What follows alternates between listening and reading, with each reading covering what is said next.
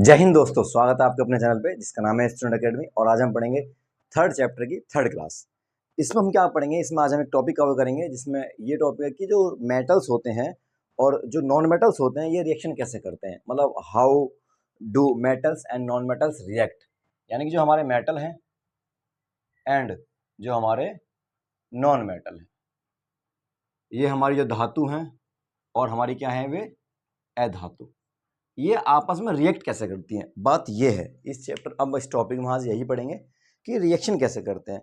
तो रिएक्शन करने के मैं बता दूं आपको बात एक, कि जब भी कोई हमारे पास धातु होगी, कोई मेटल होगी, और वो जो मेटल है किसी दूसरे मेटल से रिएक्शन करेगी या फिर नॉन मेटल से रिएक्शन करेगी, तो उनके बीच में एक बॉन्ड बनेगा, एक बॉन्ड फॉर्म होगा, मतलब एक आपस में अट्रैक्शन फोर्स लगेगी।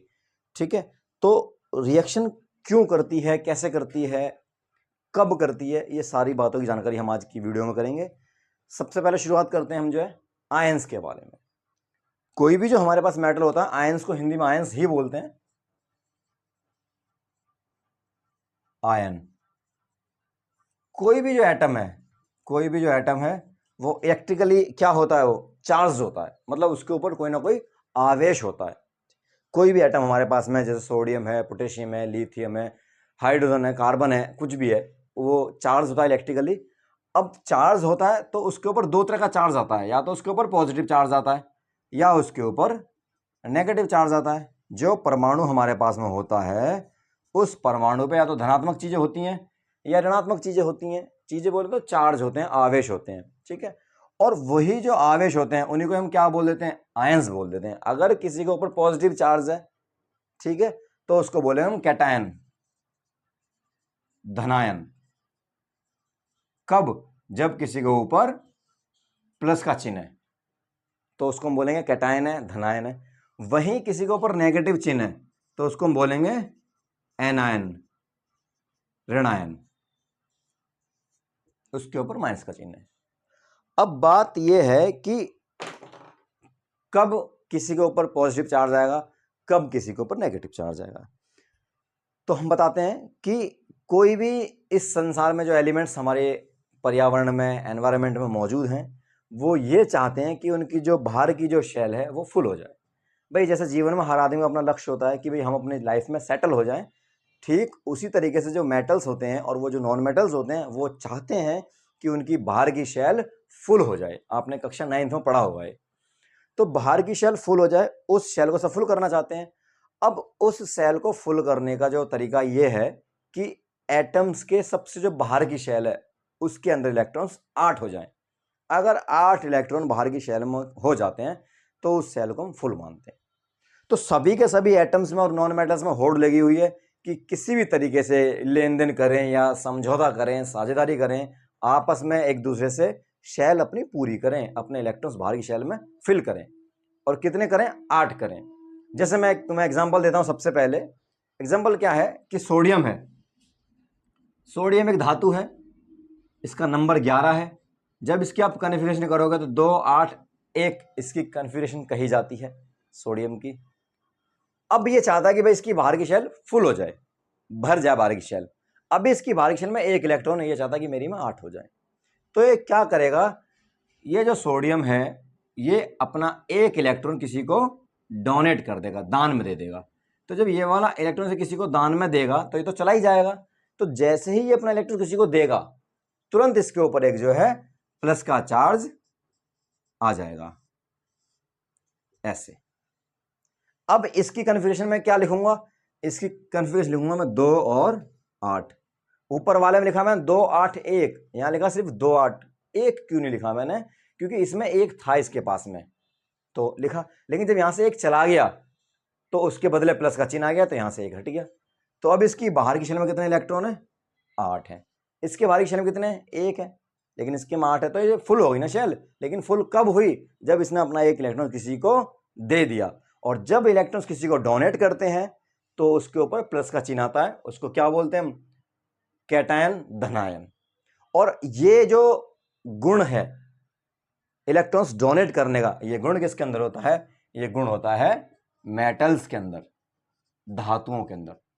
धातु में यही बात होती है कि जो मेटल्स होते हैं वो अपने जो गुण होते हैं, अपने जो इलेक्ट्रॉन्स होते हैं उनको डोनेट करते हैं। वही मैं एक एलिमेंट्स और लेता हूं जिसका नाम है, आप बताएंगे, Cl, यानी इसका नाम है क्लोरीन और नंबर इसका कितना है 17। ये क्या करता है, ये भी चाहता है भी मेरे बाहरी शेल में 8 इलेक्ट्रॉन्स हो जाएं। अभी फिलहाल क्या है इसकी कन्फिगरेशन 2, 8 और 7। अब ये अपनी इसमें चाहता है 8 पूरे करना। अब या तो ये किसी को 7 देगा या किसी से 1 लेगा। तो आसानी किसमें है, 1 लेने में। तो ये अपना 1 इलेक्ट्रॉन किसी से वापस ये मांग लेगा। तो जब ये किसी से 1 इलेक्ट्रॉन मांगेगा तो भैया जब उधार मांगेगा तो इसके ऊपर तो ऋण हो जाएगा ना किसी का, कर्ज हो जाएगा, तो माइनस का चिन्ह लग जाएगा। लेकिन अब कन्फिगरेशन कैसी हो जाएगी इसकी, 2, 8 और 8। भैया यहाँ पे 8 कैसे हो गया, क्योंकि किसी से इसने 1 लिया, तभी तो माइनस का चिन्ह आया। तो जब हम किसी से इलेक्ट्रॉन्स लेते हैं तो माइनस का चिन्ह आता है, देते हैं तो प्लस का चिन्ह आता है। देने का गुण है मेटल्स का, धातुओं का। धातुएं हमेशा अपने इलेक्ट्रॉन्स को डोनेट करती हैं। और नॉन मेटल्स का गुण क्या है, इलेक्ट्रॉन्स का लेने का, ये हमेशा लेते हैं। तो इस तरीके से हमारे आयंस फॉर्म होते हैं। मैंने बताया आपको कि आयंस कैसे बनते हैं। इलेक्ट्रॉन्स का आप डोनेट करेंगे तब भी आयन बनेगा, जब आप इलेक्ट्रॉन्स गेन करेंगे, प्राप्त करेंगे, तब भी आपके पास में आयंस बनेगा। लेकिन बस फर्क इतना ही है, जब आप किसी को दोगे तो प्लस बनेगा और लोगे तो माइनस बनेगा। अब कितने का लेन देन करते हैं हम, ये लेन देन करते हैं अपनी शेल के हिसाब से। हमारी बाहर की शेल में कितने इलेक्ट्रॉन्स की आवश्यकता है, 8 करने हैं हमें बाहर की शेल में।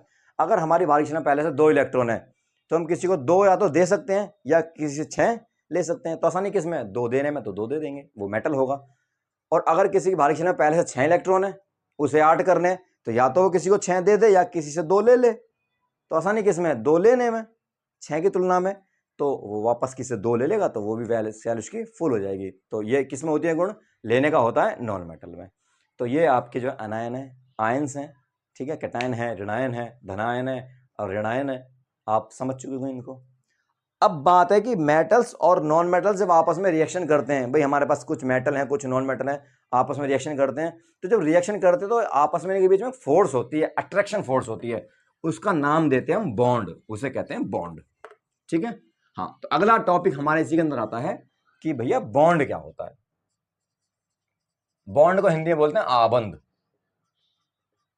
आबंध क्या होता है, आबंध, bond is the chemical attraction force between 2 atoms. 2 कोई भी परमाणु हमारे पास में होंगे, उन परमाणुओं के बीच में जो आकर्षण बल होता है उसी का नाम क्या होता है, उसी का नाम आबंध होता है, उसी का नाम बॉन्ड होता है। जैसे मैं आपको एग्जांपल देता हूं, आपने देखा होगा एक फॉर्मूला पढ़ा होगा NaCl, जिसको बोलते हैं सोडियम क्लोराइड, सॉल्ट है। अब जो सोडियम है भैया, यहाँ का नंबर तो कितना है 11 और क्लोरीन का नंबर कितना है 17। इसकी कन्फिगरेशन करूंगा तो 2, 8, 1 और इसकी कन्फिगरेशन 2, 8, 7। अब भैया इनको मैं अलग से लिख लूं इलेक्ट्रॉन्स की फॉर्म में, तो मैंने लिया सोडियम, इसके बाहर कितने इलेक्ट्रॉन है, 1 ले लूंगा। क्लोरीन के बाहर कितने इलेक्ट्रॉन है, 7 लेने पड़ेंगे।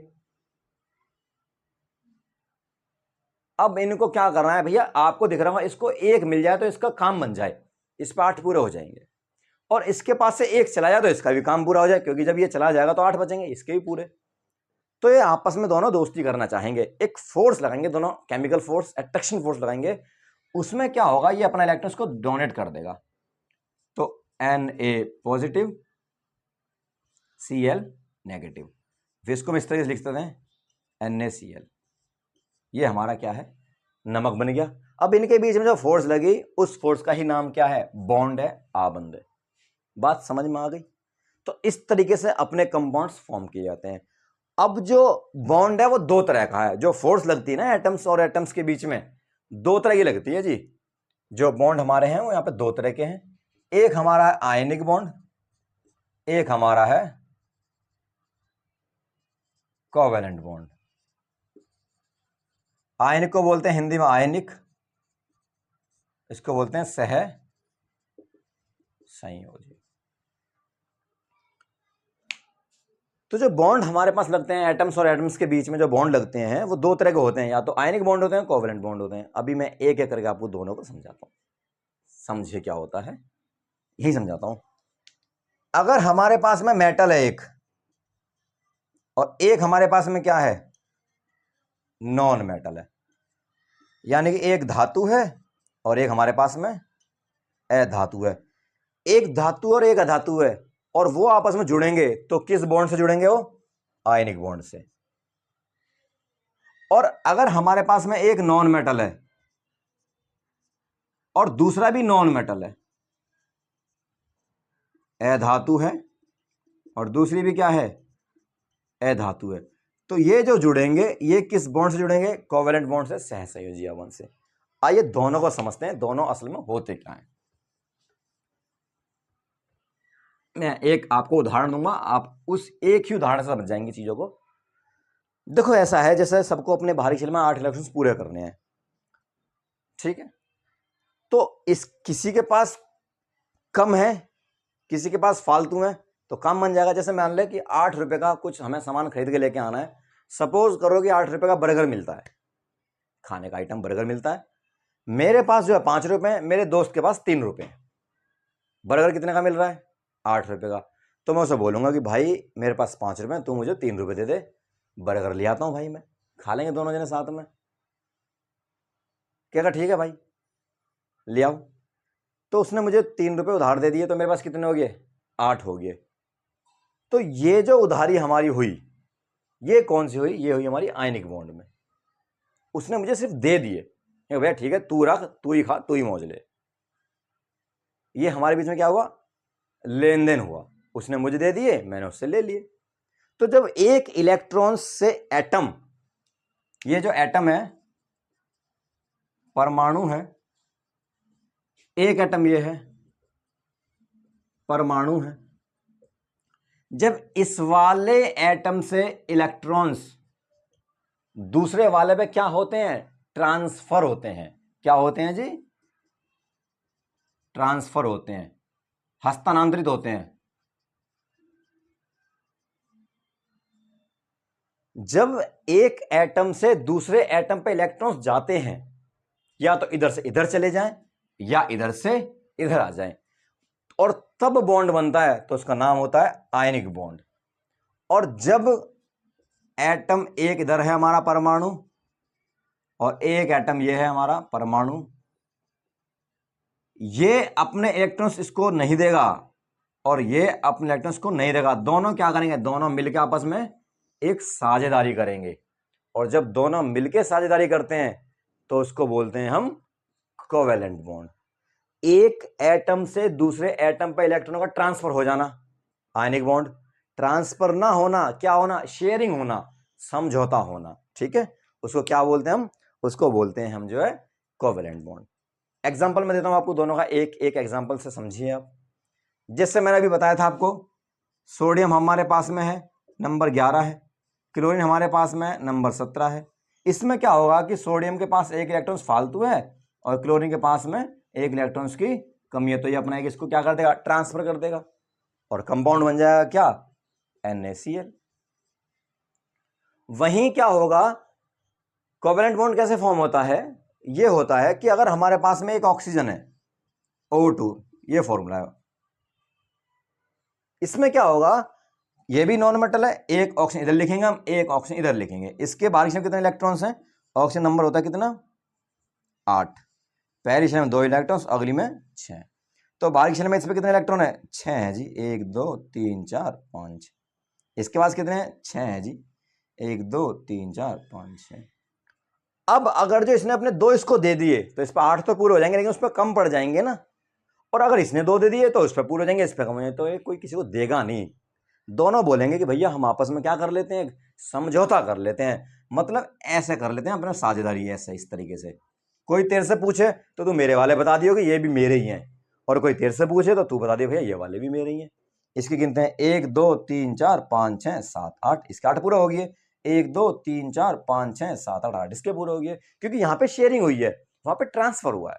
तो जब ट्रांसफर होता है, हस्तांतरण होता है, तो बनता है आयनिक बॉन्ड। लेकिन जब शेयरिंग होती है तो कौन सा बॉन्ड बनता है? कोवेलेंट बॉन्ड बनता है। और एक तरीका और है कि अगर एक धातु है और एक अधातु है, एक मेटल है एक नॉन मेटल है, तो बनेगा आयनिक बॉन्ड। और दोनों के दोनों अधातु हैं, दोनों के दोनों नॉन मेटल है, तो बनेगा कोवेलेंट बॉन्ड। आप समझ गए? ठीक है, तो आज क्लास यहीं रखते हैं। हम अगली क्लास में पढ़ेंगे कोवेलेंट बॉन्ड जो है 3 तरह का होता है। ठीक है, जब तक के लिए धन्यवाद। जय हिंद, जय भारत।